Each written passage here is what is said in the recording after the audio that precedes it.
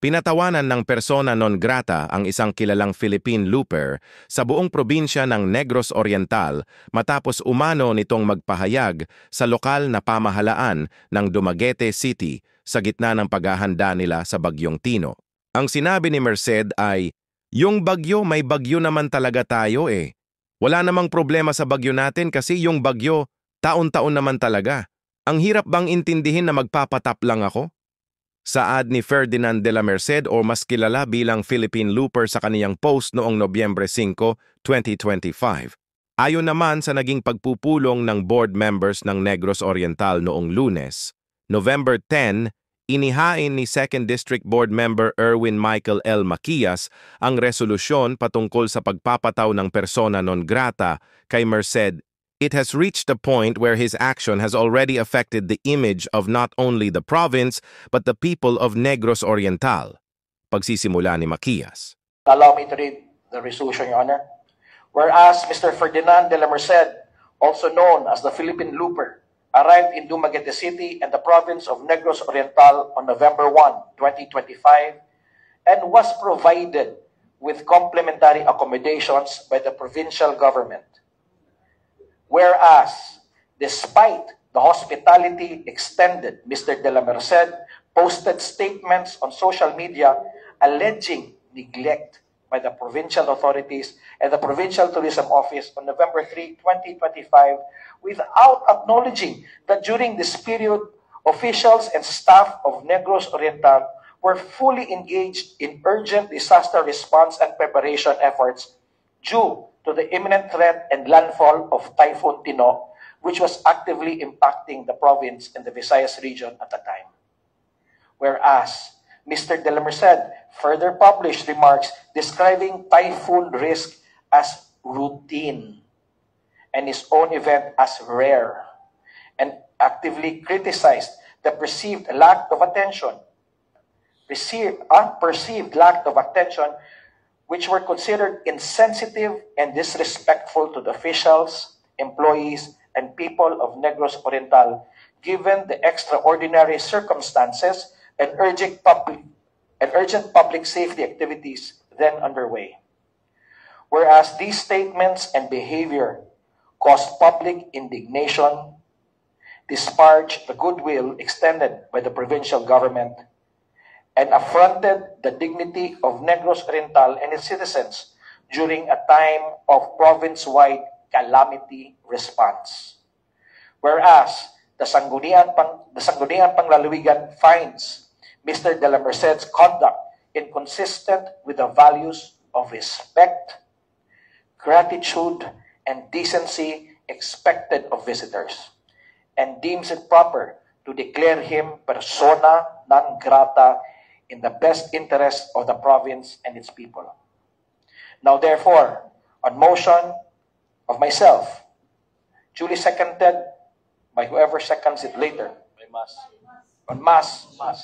second, be it resolved, as it is hereby resolved, that the Sangguniang Panlalawigan of Negros Oriental declares Mr. Ferdinand de la Merced persona non grata in the province of Negros Oriental. Resolved further, the copies of the resolution be furnished to the office of the provincial governor, all component cities, and the municipalities of Negros Oriental, and to Mr. Ferdinand de la Merced for their information and guidance. That is the said resolution, Your Honor. I move for its approval. Everybody, second? So before I approve it,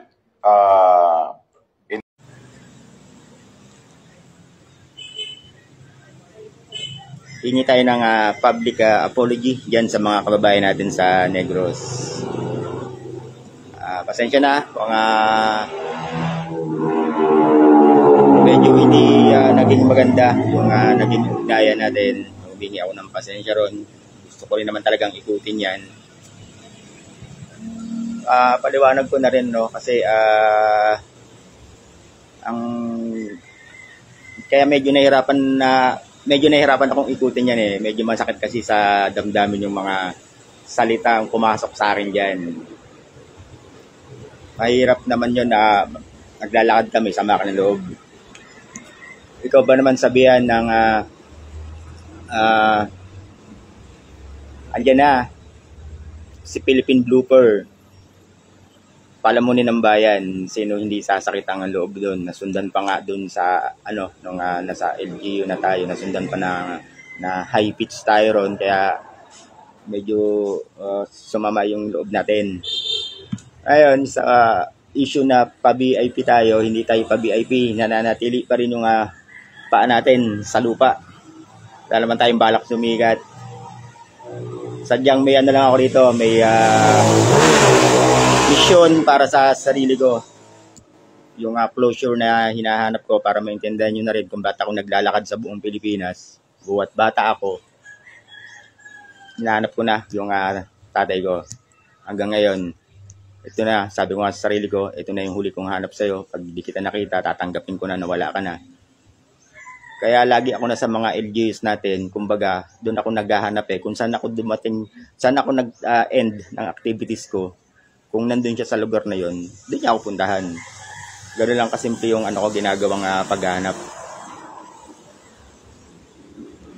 Kaya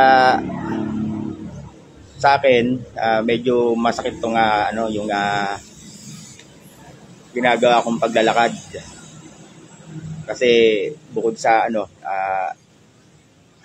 yun nga, hinahanap ko yung kasagutan para sa isang anak at sa isang ama. Sana lang nakikiusap lang din ako. Pag naman kasi ganun yung mga klase ng salita. Kaya minsan pinapapatulan ko na rin yung mahaba na ng lalakad ko. Buwat kilometer 0 to Batanes hanggang Hulo. Pumasok pa ako ng Tawi-Tawi. Tapos ngayon bumaba ako dyan sa inyo. Kasi ito ngayon, nandito na ako sa Cebu. Iikutin natin tong Cebu natin. Yun lang naman kasi yung hiling natin sa mga kababayan natin. Ngayon, nakikita ko rin naman, laman ako halos ng social media. Ang labanan naman natin kasi sa social media, habang nasa mundo tayo ni Meta, engagement ang kailangan natin. Pag may na trending, papasukan lahat yan. Saka wala naman akong problema sa kanila. Okay lang yun. Yung ulitin ko yung sa pa-VIP, hindi ako pa-VIP. Kung ginawa sa akin ng Mindanao, sukli lang nila yun sa akin sa ginawa kong paglilibot sa kanila na naipakita natin na sa mga mamamayan natin na ang Mindanao safe, tahimik na. Yun lang yun. Kumbaga sinuklian na lang nila ako ng ganong klase ng pagsalubong. Sabi ko nga, lagi kong sinasabi to, ilang beses ko na sinasabi to, ang Guinness World Records, kumbaga secondary lang siya sa akin. Ang totoong mission dito, yung closure para sa isang ama at anak. Yun ang totoong mission dito. Kung itala natin to sa Guinness World Record, di magandang sukli yun kasi yung naging pag-ikot natin sa Pilipinas, napatunayan natin na kayang ikutin ng Pilipinas sa pamamagitan ng paglalakad. May tumutulong naman sa atin dyan sa Guinness World Record yung isa sa kababayan natin, isang liaison officer natin dyan sa Guinness. Meron tayong kababayan dyan. Yun ang isa sa tumutulong sa atin. Kaya kung makuha natin to, di mas maganda. Pero yun lang talaga, yung totoong mission na to, yung closure lang. Kasi 8 years old ako nung tatay ko, kinuha ng barkada. After nun, hindi na siya bumalik. Nasa Nueva Ecija kami nun. Tapos,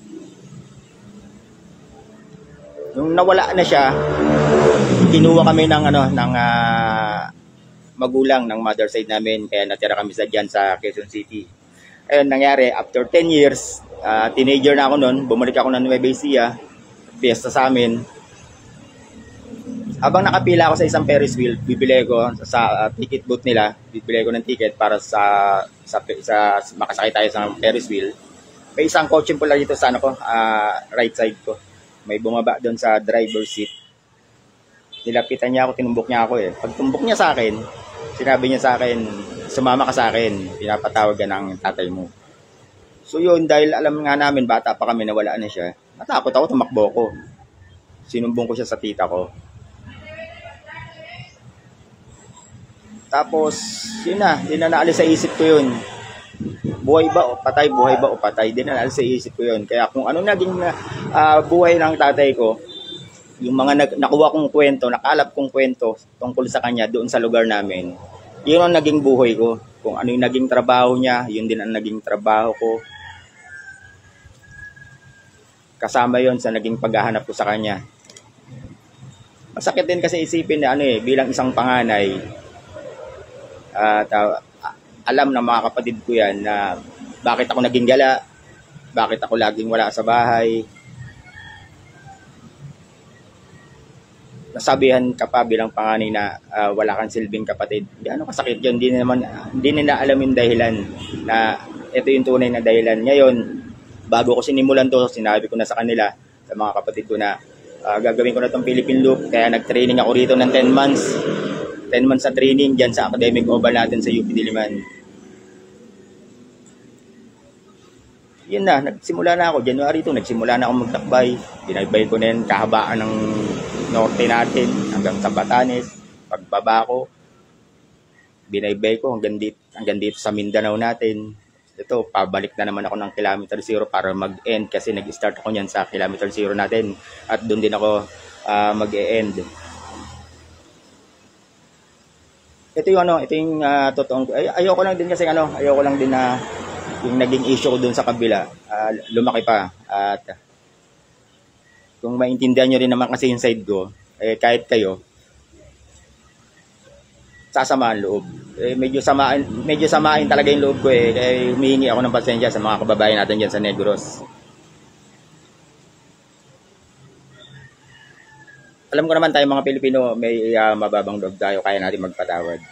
Pero para sa akin, yung ganunin, pagsalitaan ng ganun, ang sakit. Kaya nag-react din ako. So yun lang. Maraming salamat.